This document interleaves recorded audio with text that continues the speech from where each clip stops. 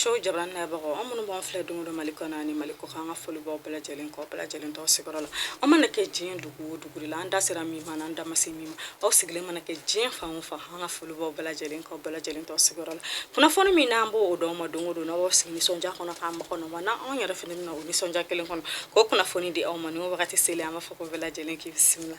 bi alam say juin kalo kle kono to samba fla ani mu kan fla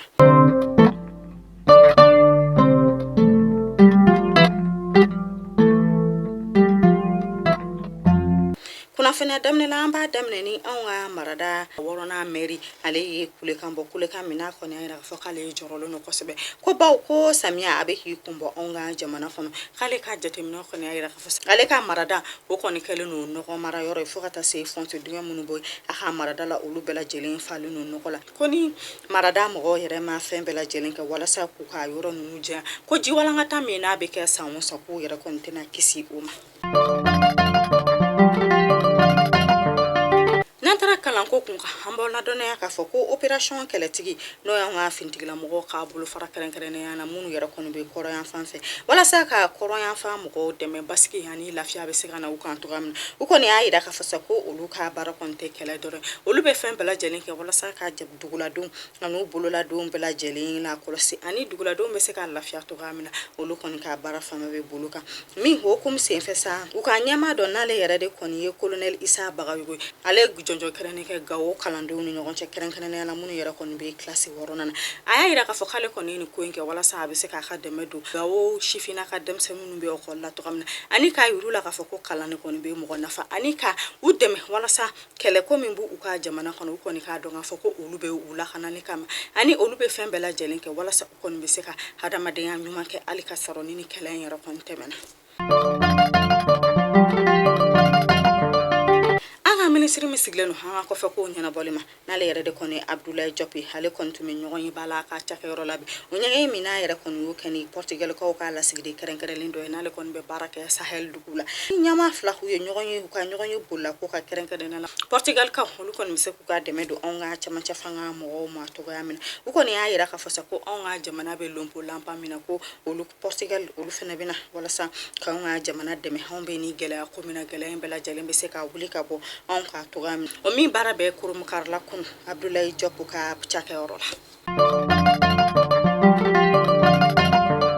nantranga ministre nyama ka kuna fununa no de shogel ko kala maige amala dona ka fokale re kon fena fu mi nyogon ila ka chake orola nyoge mi yere na yere kon wu keni turki ka ka la sigidi baw ya yere ka foko nyina kon ya santan je nyogon ya hobonga jamana hani turki ni nyogon cha fokata se fere kun kan kuma fere ko mun yere ni jamana la kanani mino fokata se kuran ko ma hani jamana dumunu ko ma ko o fere ko bela jelen kon ba anga jamana ni turki ka ni nyogon che turki ko ka la sigidi hale kon ya yere ka fokale ni sonjale no kosebe ko ba ko jenyoga mimbe anga jamana hani turki ni nyogon che ko a jenyoga ya konna na ko ni dugu fla bela jelen buta sor ko wa ko anga jamana be ni gela ko mun hulu be fe bela jelen ke ko anga jamana dem wala sa anga jamana be se ga boni gela ko la to gamna anga ministre nyama hale kelen ka kumata hakon ya ira ka fosa anga jamana kono don ka don fa ko anga soro famba ka be bo turki ko ni turki ko ni sonjale no anu ka jenyoga ko wa ku ute fe jonyoga yan ka fara ka bo ani nyogon che ko fo ite se ka fola tari ko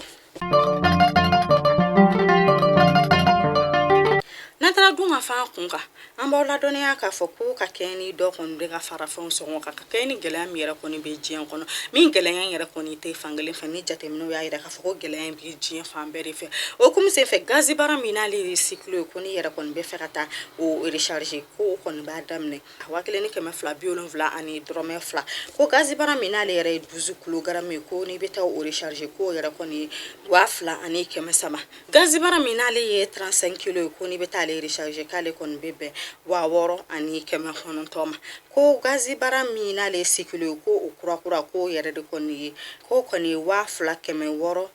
ani biolon vla ni drome fla ko gazi bara mini were duzukulo ko ukura ko koni wanani hani keme kono to ko ube jamana kono dimbala jalena donia ka fasa munu yere koni mo ko be gazi la koni yere de koni gazi songo kuro ye an ka jamana kono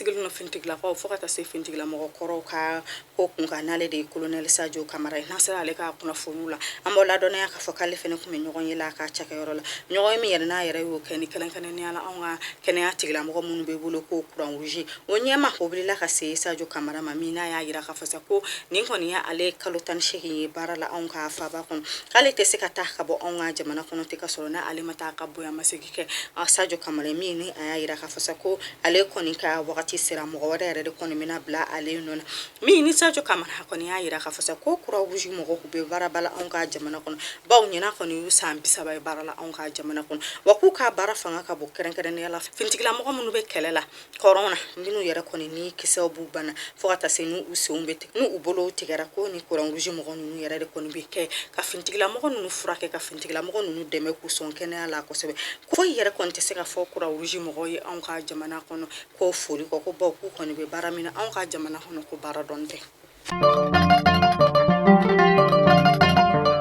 nantra dolanchi keneka amba la donia ka foko onga dolanchi la no luye samata sagowe ulukonu kunda Sudan du Sud ka jamana ka mi nu ya ira ka foko bin ko ne kan tan saba ko mana se onga jamana kono kulu ni Sudan ko ira kono bu ko da nyona Sudan ko fi mi na be do ke ko ala ka se badi onga cheduma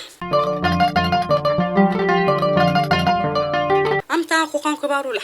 omi amita Senegal nambola donia ka foko Senegal ko ka fangas na matombe na le de Ousmane Sonko ka kayni ali hera kon kunya ira ka fokale be boka ka tagamake ka dusman ka sayira ka kayni ukoni yale ka seben bo ka kalanta na takura mo mena ka Senegal ko fe lobna ka juin kalo kile bisabani kele nata ko ale kon kumbora kamna aka dusman ka sayira mini uka sharia tigla mo ko kumte ka songo ukoni ira ka foko sharia tigla mo ko oliyara kon klala ka so Ousmane Sonko na ka chedon ka boku ka dusman ka sayira Ousmane Sonko hambola dona ka fokale yere de kon kera ma sabana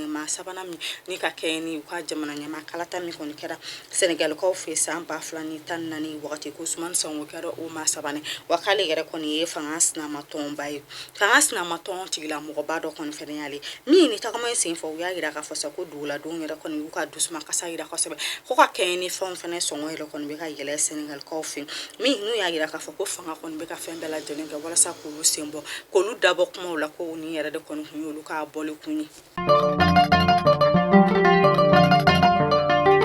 Mali kuna foni show jawran le bago mi kuna foni dama de ko mambolo bi ka daw bala jelin kluka nala ma basika na mi nyon soran shini kuna foni woro keneka mba fokala ka bala jelin hamina ko no ala ka bala jelin sahodima akambe